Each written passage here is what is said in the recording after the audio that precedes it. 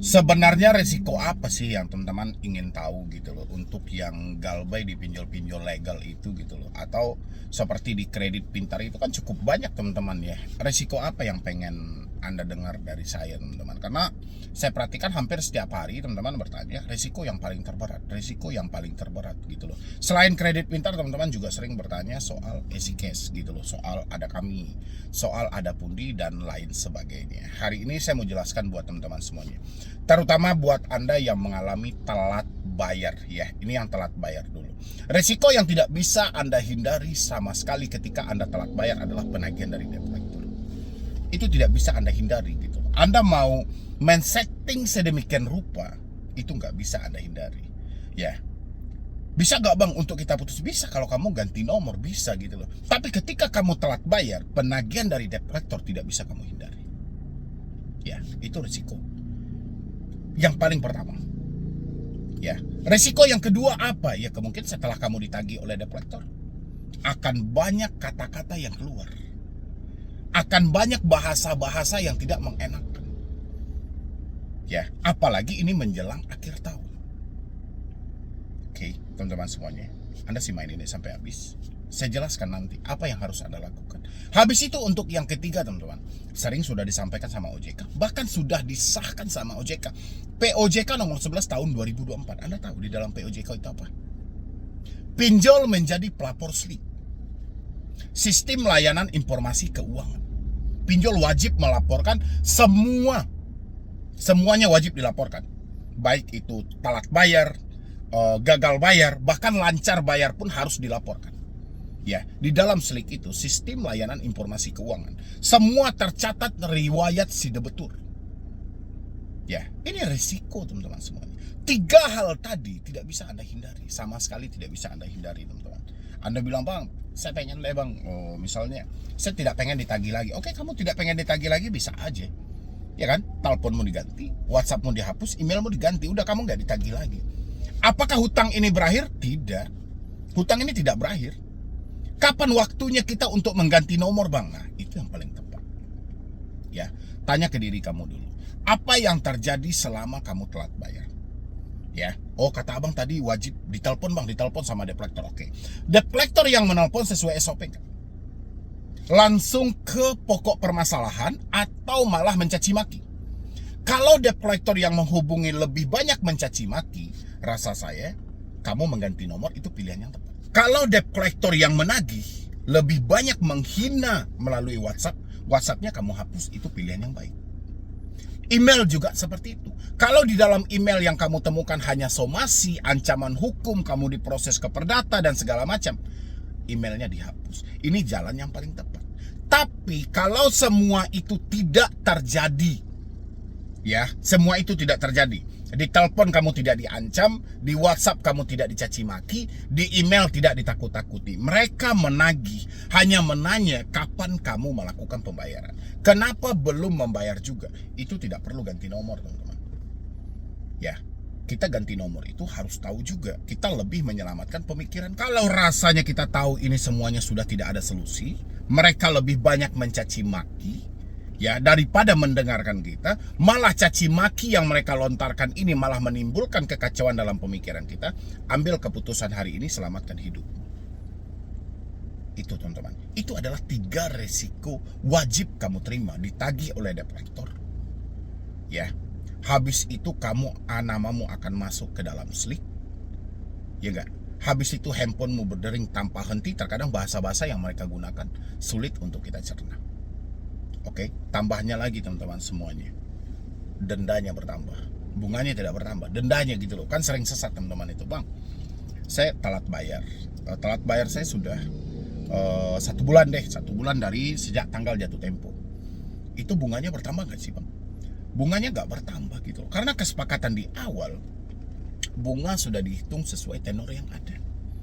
Misalnya kamu minjam hari ini 1 juta, ya, kamu harus membalikkan 1.200.000 dalam waktu 30 hari. Berarti 200.000 menjadi bunga dari pokok hutangmu tadi. Setelah hari ke-31, ya, atau 32 dan seterusnya, denda ini tidak bertambah. Yang bertambah bunganya tidak bertambah, yang bertambah denda. Ketika kamu telat sehari, terkadang pinjol ini licik juga gitu loh. Mereka menerapkan denda itu bisa dikalikan atau dilipatkan untuk 1 bulan ke depan. Padahal kita baru telat 1 hari atau 2 hari, biasanya di sana gitu loh. Itu 3 hal yang tidak bisa kamu hindari kalau kamu telat bayar. Ini risikonya. Ya, tapi menjelang akhir tahun, risiko ini tetap ada, cuman ditambah besarkan, ditambah lebih mengerikan gitu loh. Bahkan gugatan-gugatan hukum akan mulai bermunculan. Pelimpahan data akan mulai. Bahkan bahasa-bahasa yang sering kita tampung di chat WhatsApp itu, ini pihak ketiga sudah meminta datamu. Kalau kamu tidak melakukan pembayaran juga, datamu akan kami limpahkan. Jadi teman-teman nggak usah khawatir dengan hal itu. Gitu. Jangan sampai, selalu saya tidak bosan mengingatkan teman-teman semuanya. Jangan sampai terjadi gali lubang tutup lubang. Kalau memang hari ini telat bayar, belum ada uang rasanya, Anda sudah melihat nih, kanan kiri sudah melihat, sama tetangga, sama saudara, semuanya sudah dicoba nih untuk meminjam, tapi nggak dapat juga. Tahan di sana teman-teman. Jangan sampai hutang yang hari ini Anda tambah di hari depan. Ya, Anda gali lubang lagi. Gali lubang ini tidak pernah menyelesaikan masalah. Yang ada gali lubang ini mengantarkanmu pada masalah yang sangat besar. Kamu tetap akan berhenti teman-teman. Hari ini kamu telat bayar, kamu paksakan gali lubang tutup lubang. Pada akhirnya gali lubang ini akan berhenti seketika ketika galian kamu tidak membuahkan hasil. Dan seketika itu kamu baru terkejut. Ternyata kamu sudah menggali melebihi dari hutang yang di awal. Makanya gali lubang tutup lubang tidak menyelesaikan masalah. Ya, habis itu lagi seringkali saya mendengar teman-teman semuanya selalu ketakutan dengan kunjungan debt collector. Ya, ini harus teman-teman batasi ya pemikiran teman-teman semuanya. Saya paham betul. Mungkin ketika debt collector datang ke rumah, Anda akan sangat ketakutan. Anda akan cemas dengan dalih, ya mungkin selama ini Anda belum mampu terbuka. Anda belum mampu menceritakan sama keluarga, sama orang tua, sama suami atau siapa gitu loh. Tapi saya sarankan buat teman-teman semuanya, untuk menghilangkan hal ini, untuk menghancurkan kecemasan ini, menghancurkan kebuntuan ini, carilah waktu-waktu tertentu untuk jujur dan terbuka. Kamu butuh supportan dari keluarga. Ya, keluargamu harus tahu dengan masalah ini supaya tidak menjadi beban berat. Kebohongan yang kamu tutupi hari ini seakan tidak terjadi apa-apa, ini akan menjadi bumerang sendiri bagi hidupmu. Ya, ini sebenarnya poin yang paling berat. Beratnya di sana kamu tidak mampu terbuka, kamu tidak mampu jujur. Bahkan sebelum kamu berkata jujur, sebelum kamu berkata terbuka, kamu sudah membayangkan hal yang sangat buruk akan terjadi. Padahal fakta tidak menjelaskan seperti itu. Ya, percaya sama saya teman-teman, cari waktu yang paling tepat. Jujur. Dengan begitu, lunturlah pertanyaan apakah ada DC.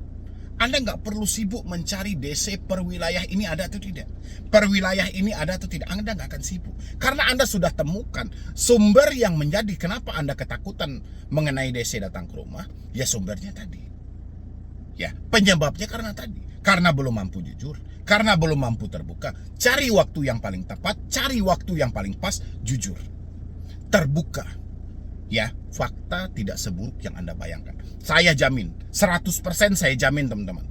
Ya, ini solusi yang paling tepat buat Anda. Apalagi Anda yang masih sibuk nih.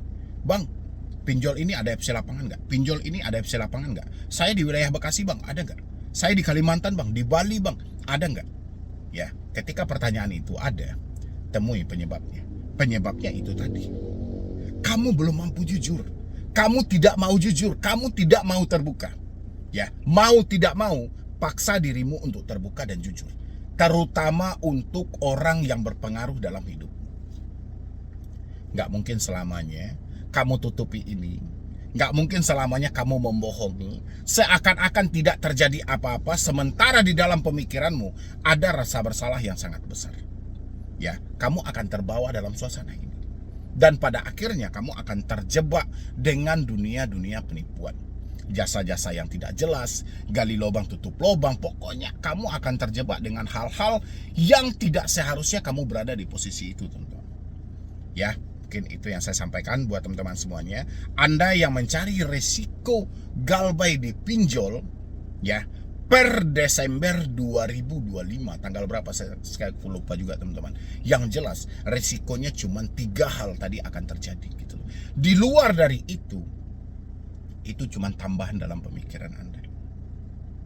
Ya, mungkin dari saya cuma itu aja dulu teman-teman semuanya. Terima kasih banyak Anda selalu mensupport, mendukung channel ini. Mudah-mudahan channel ini selalu menyajikan hal-hal yang Anda butuhkan. Kalau misalnya teman-teman ingin saya membahas tentang permasalahan apa dan ide-ide yang mau saya bahas, silahkan isi di dalam kolom komentar. Teman-teman inginnya saya membahas tentang apa dan persoalan apa gitu loh. Biar saya menjelaskan dan kita akan pelajari nanti komentar-komentar teman-teman semuanya.